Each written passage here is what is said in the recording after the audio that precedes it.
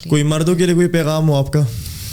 اپنے آپ کو کنٹرول کریں اور کیا کہیں. اور دیکھیں اٹس ناٹ جسٹ دیکھیں میں یہ کبھی نہیں کہتی کہ سارے مرد اس طرح ہیں یا کہ سارے مرد ہراسرز یا ریپسٹ ہیں. آبویسلی اچھے مرد ہوتے ہیں, اچھی عورتیں ہوتی ہیں. Every one has good and bad in them. In fact no one person is just good اور just bad. There is shades in every one and every one has their internal contradictions also. ہم سب میں ہیں. But I think کہ مردوں کے لیے یہ سمجھنا بہت ضروری ہے, اور ان آرڈر کہ وہ یہ سمجھ پائیں, انہیں جو اپنی ارد گرد خواتین ہیں, چاہے وہ ان کی مائیں ہوں, دوستیں ہوں, بہنیں ہوں, بیوی ہو, بچی ہو, کوئی بھی ہو, کولیگس ہوں, ان سے پوچھیں کہ آپ کو کیا مشکلات کا سامنا کرنا پڑتا ہے مردوں کے ہاتھوں. اس جو پیٹریارکل معاشرہ ہے اس کے ہاتھ میں کیا آپ کو ڈیفیکلٹیز کا سامنا کرنا پڑتا ہے, تاکہ آپ ان سے ایمپتھی ڈیولپ کر سکیں, آپ سمجھ سکیں کہ ہمارے کیا ایشوز ہیں.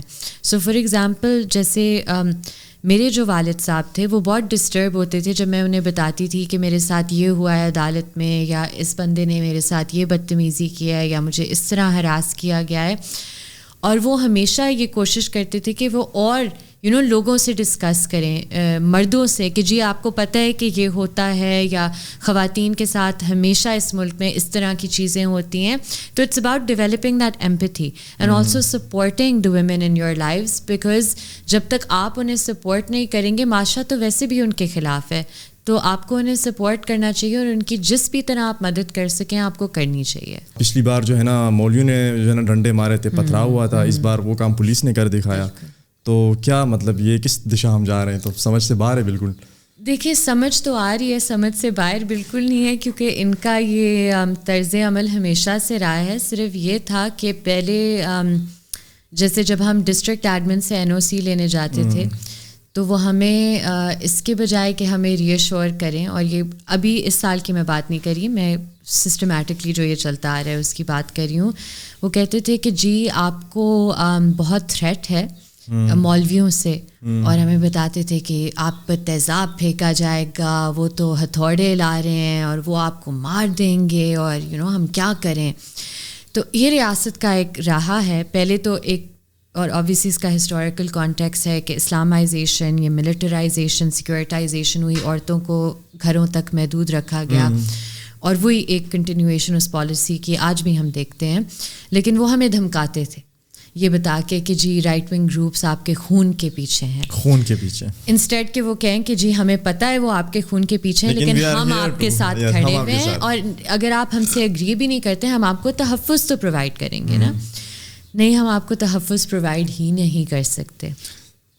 تو یہ آج جو اس سال ہوا ہے, جہاں SP نوشروان اور ان کے بدماش جو گنڈے ہیں, میں تو انہیں پولیس بھی نہیں کہوں گی, یہ گنڈے تھے. اچھا. انہوں نے جس طرح خواتین پر لاٹھی چارج کیا, ہم نے لٹرلی ڈاکٹر فضانہ باری کی تصویریں ہیں, باربڈ وائر وہ اپنے ہاتھوں سے ہٹا رہی ہیں, انہیں باربڈ وائر میں دھکیلا جا رہا ہے. ہمارے جو وکلا ادھر موجود تھے, ایک جو وکیل صاحبہ ہیں ان کی نوز پر لاٹھی بہت زور کی لگی, اور باقی بھی جو ہمارے وکلا تھے, کسی کی شرٹ پھاڑی گئی, کسی کے مطلب بازوں پر زخم تھے, خواتین کو, بزرگ لوگ ادھر موجود تھے.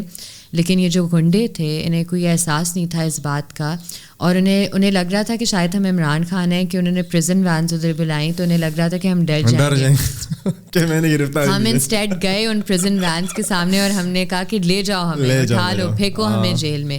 کیونکہ دیکھیں جب آپ کسی کاز کے لیے کھڑے ہوتے ہیں, پھر آپ کو خوف نہیں ہوتا کہ اس کے لیے آپ پھر مرنے کے لیے بھی تیار ہیں, جیل بھی جانے کے لیے تیار ہیں.